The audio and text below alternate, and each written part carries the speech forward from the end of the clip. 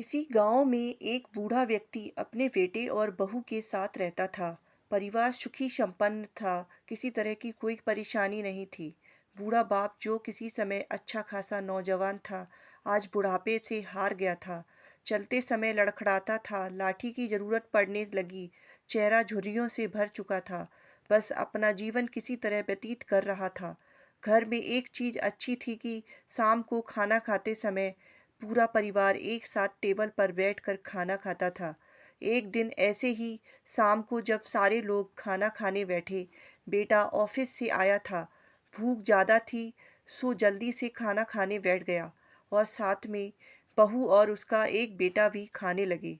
बूढ़े हाथ जैसे ही थाली उठाने को हुए, थाली हाथ से छिटक गई। थोड़ी दाल टेबल पे गिर गई। बहू बेटे ने घृणा दृष्टि से पिता की ओर देखा और फिर से अपना खाने में लग गए। बूढ़े पिता ने जैसे ही अपने हिलते हाथों से खाना खाना शुरू किया, तो खाना कभी कपड़ों पे गिरता, कभी जमीन पर।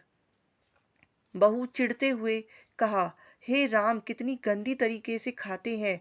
मन करता है इनकी थाली किसी अलग कोने में लगवा देते हैं।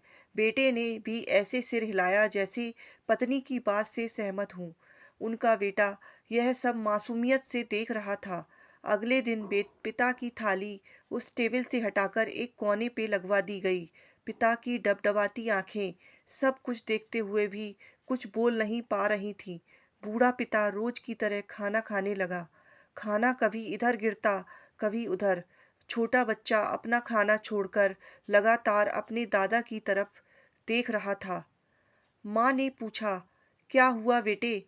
तुम दादाजी की तरफ क्या देख रहे हो और खाना क्यों नहीं खा रहे हैं? बच्चा बड़ी मासूमियत से बोला, माँ, मैं सीख रहा हूँ कि वृद्धों के साथ कैसा व्यवहार करना चाहिए। जब मैं बड़ा हो जाऊंगा और आप लोग बूढ़े हो जाएंगे, तो मैं भी आपको इसी तरह कोने में खाना खिलाया करूंगा।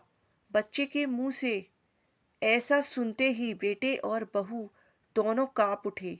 शायद बच्चे की बात उनके मन में बैठ गई थी, क्योंकि बच्चा ने मासूमियत के साथ एक बहुत बड़ा सबक दोनों लोगों को दिया था। बेटे ने जल्दी से आगे बढ़कर पिता को उठाया और वापस टेबल पे खाने के लिए बिठाया। और बहू भी भागकर पानी का गिलास लेकर आई कि पिताजी को कोई तकलीफ ना हो।